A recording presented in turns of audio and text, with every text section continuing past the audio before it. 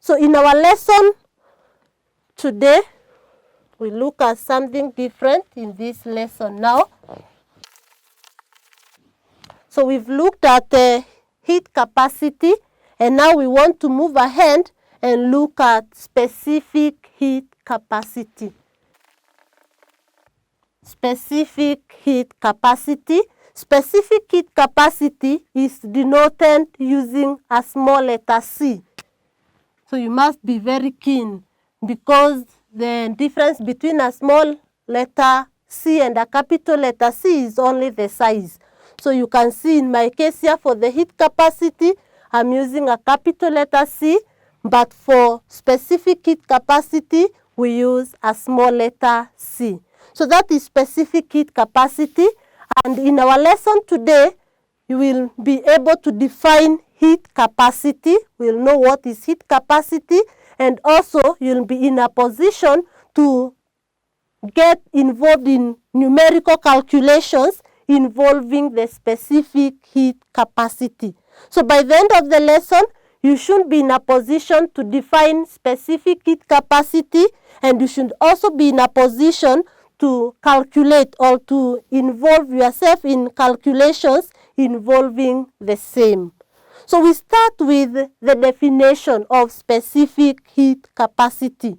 Now when we talk of specific heat capacity, it refers to the amount of heat energy required to raise the temperature of a unit mass of a substance by 1 Kelvin. Now make the difference between the heat capacity and the specific heat capacity. We can first have that definition here.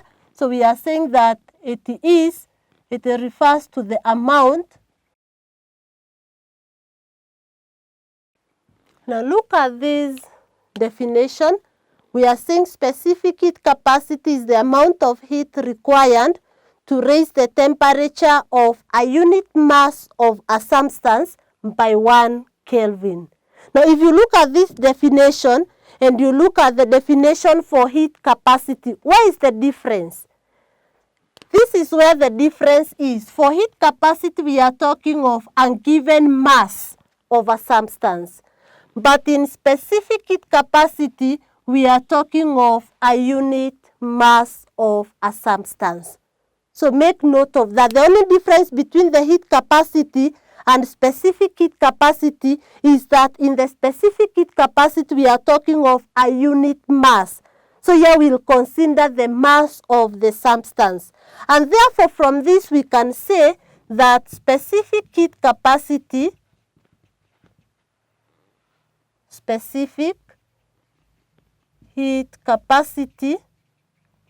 denoted by a small letter C will be equal to heat energy or heat absorbed denoted by Q divided by mass of the substance, because here we are talking of a unit mass of a substance, mass multiplied by change in temperature. We can first write it mass, the symbol for mass is small letter m, then multiplied by temperature change. Temperature change denoted by this change in temperature. So we can therefore say that the specific heat capacity will be given by heat energy Q divided by mass multiplied by change in temperature. And that is our formula for calculating specific heat capacity. So it's equal to heat energy or heat absorbed divided by mass multiplied by the change in temperature. And therefore from this we can be able to get the SI unit of the specific heat capacity. We know that from this we are saying that our specific heat capacity is equal to heat energy divided by mass multiplied by the change in temperature. We know the units for heat energy, Joules. the unit for mass. What is the SI unit of mass? Kilogram. So we have here kilogram. And what is the SI unit now for our temperature? Kelvin. So we have Kelvin. And in this, it simply means we are dividing heat energy by mass. Then we divide it by the change in temperature. And therefore, the SI unit of specific heat capacity is joules per kilogram per Kelvin. So we can note that one down, that the SI unit of the specific heat capacity is joules per kilogram per Kelvin. So the SI unit of the specific heat capacity is joules per kilogram per Kelvin, which is written as joules per kilogram per Kelvin, or can be written as this, joules per kilogram per Kelvin. So we can have it either this way or that way. So that is the SI unit of the specific heat capacity. Now, we can also give it another different approach. We are saying that specific heat capacity is given by heat energy divided by mass multiplied by change in temperature. But now we know very well that, heat energy divided by change in temperature is equal to, what did we say? Heat energy divided by change in temperature is equal to heat capacity. Capital letter C is equal to heat capacity. And therefore it means that our specific heat capacity, small letter c, will therefore be equal to this Q divided by change in temperature. All of this is heat capacity. So simply all of this is heat capacity, so is equal to heat capacity denoted by capital letter C divided by mass M. And therefore we can also say that specific heat capacity is given by heat capacity divided by mass. And that is another formula that we can use to calculate specific heat capacity when we have been given the heat capacity. So we can also say that specific heat capacity is heat capacity per unit mass. So that is it, and those are the two formulas that we are going to apply in calculation of the specific heat capacity or any other quantity related to the same. So hopes you've gotten those definitions for specific heat capacity. We have seen that it is the amount of heat required to raise the temperature of a unit mass of a substance by 1 Kelvin. So the key ones here are amount of heat. Then we are saying that a unit mass, raising the temperature of a unit mass of a substance, then by 1 Kelvin. And then we have also defined specific heat capacity as heat capacity per unit mass. And it is clear from here, since we see that the SI unit for heat capacity is joules per Kelvin, and we know that the SI unit of mass is kilogram. So we are dividing, and therefore the SI unit of specific heat capacity from this formula is still joules. We start now with our kilogram per Kelvin. So it is still joules per kilogram per Kelvin, which is the same here because we have joules per Kelvin per kilogram. So joules per kilogram per Kelvin, that's how we arrange it. So that is on specific heat capacity. So I want us to look at various examples and see how we can calculate the quantities that may be asked in such a question. So we look at examples.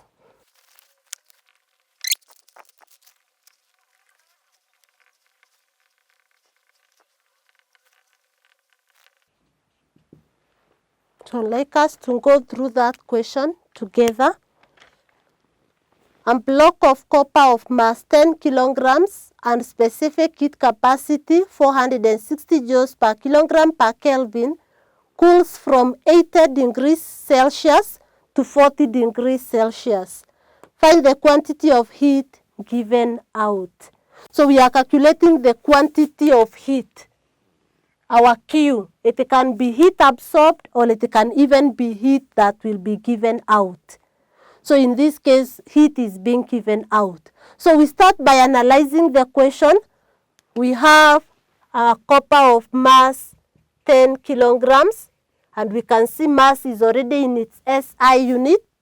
Then we have the specific heat capacity of 460 joules per kilogram per Kelvin.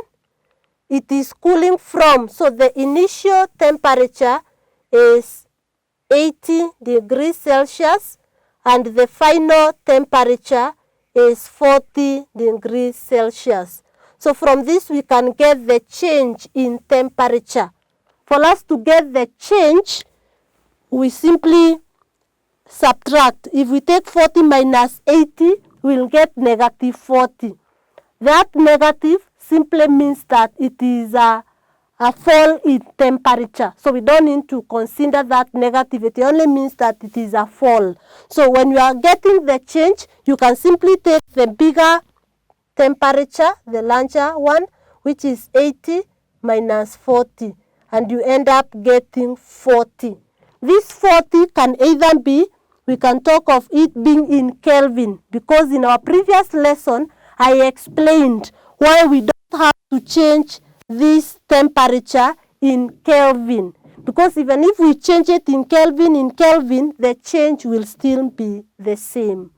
So we have the change in temperature as 40, so we can move ahead, and now we are asked in this question to calculate the quantity of heat given out. So we'll come and apply our formula on specific heat capacity. So we've seen that specific heat capacity is given by the quantity of heat divided by mass multiplied by change in temperature. So our specific heat capacity, C, is 460. So it's equal to the quantity of heat, which is now in question, divided by mass. The mass is 10 kilograms, and the change in temperature is 40. So we have, therefore, 460 is equal to the quantity of heat divided by 400. So to get Q, we just come and cross multiply. So our heat capacity will be 460 multiplied by 400. So therefore, you just use your calculator. We have 460 multiplied by 400, and you end up getting 184,000. And this is heat energy, and since all the other units are in the SI units, we get the heat energy in joules. So that is the quantity of heat that is given out. This is a large number. We can change it into kilojoules. We know that 1,000 joules make a kilojoule. So by dividing by 1,000, we can still say it is 184 kilojoules. So that is the heat energy that will be given out. So hoping that that is clear.